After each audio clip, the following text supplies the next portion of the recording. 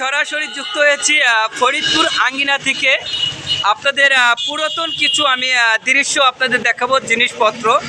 তো আসলে না দেখলে বিশ্বাস করতে পারবেন না আমি এখন কই আছি। হ্যাঁ, তো এখন আমি হ্যাঁ ঠিক আছে, ভালো আছেন আপনারা? সবাই ভালো আছেন?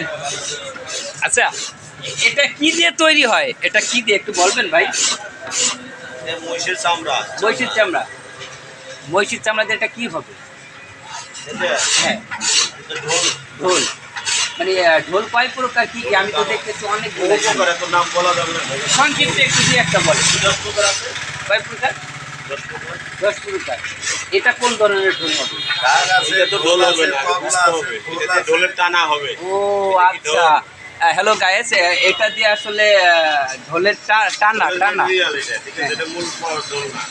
মূল ঢোল বললে এইগুলো বডি। এই যে আপনারা দেখতে পাচ্ছেন,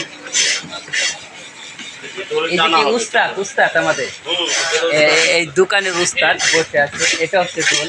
একটা ঢোল কত দামে বিক্রি করেন উস্তাদ? 4000 আছে, 5000 আছে, 10000 আছে, ছোট বড় বিভিন্ন সাইজ আছে। তো সাইজের পর কাজের পর ওখানে হারমোনি আছে।